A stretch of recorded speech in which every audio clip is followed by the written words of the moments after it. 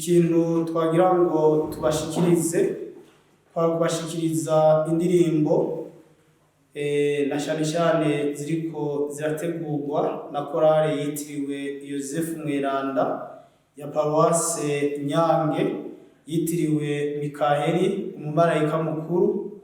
Iyo korale ni korale imaze imyaka irenga 60 iriko irarangura ubutumwa, naho Paruwase ya Nyange yaragijwe Umweranda Mikaheli umumarayika mukuru iriko irakwiza imyaka 2.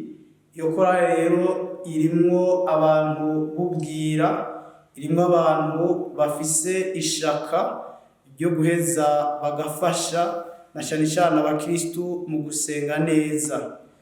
Bariyumvire rero ku buryo bwo gufasha abo bakristu, bariyumvira indirimbo zoheza zigafasha abakristu mu bijanye no mu biteramo bitandukanye nko mu mamanza, kuko harimwo indirimbo izofasha bijanye n'igiteramo ndetse no mu basabamana mu guhimbaza isakramento ryo kubaka Kristu kubagira ubugeni.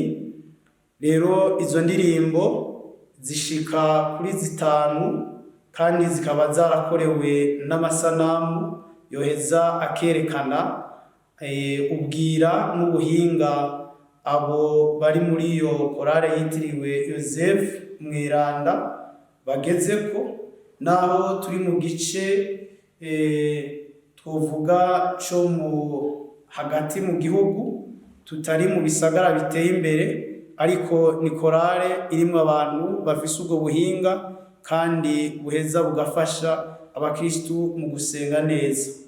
Turabifuriza rero ko boheza bagakomera muri iryo banga no muri uko kumenyekanisha Paruwasi yacu nziza ya Nyange, babicishije muri izo ndirimbo zeza zikabona zikerekana n'amasanamu ndetse ya Paruwasi, kuko bizoheza bigatuma n'abandi bakristu baheza bakabona yuko hariho ubuhinga, ndetse ubwo buhinga bukomoka kuri Yozefu Mweranda umuvunyi, akaba ari umukozi, nabo baragerageza muri uko gukora kugira ngo baheze bafashe abakristu mu gusenga, haba bicishije muri izo ndirimbo, haba bicishije no mu bikorwa by'urukundo n'ikigongo. Twabifurije rero ubutumwa bwiza kandi tukifuriza guhezagirwa ku bantu bazoheza bagakurikirana izo ndirimbo bakazikoresha muri ibyo biteramo nk'uko tuza twabivuze. Tugire Kristo. Ibyiza wadukoreye ni natwe benguruka, urukundo dufitiye ni natwe benguruka, reka tukundi nasema na urabikwiye, reka tukundi nasema na urabikwiye.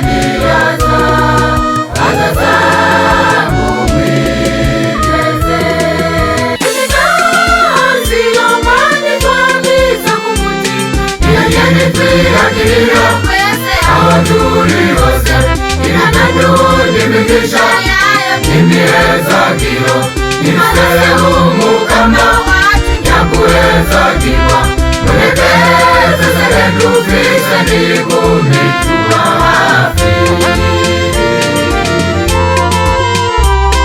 Mungwara yawe mukama bona tuje uzabika ikongwe, tuje tukujura mana n'ababageni bashimye kwibera mw'ihema ryawe. Tuje mukama muvyeyi twagabiwe na Yesu, mutubere mawe mukunzi wa mutima mweranda, gahimbare k'Imana. dusabire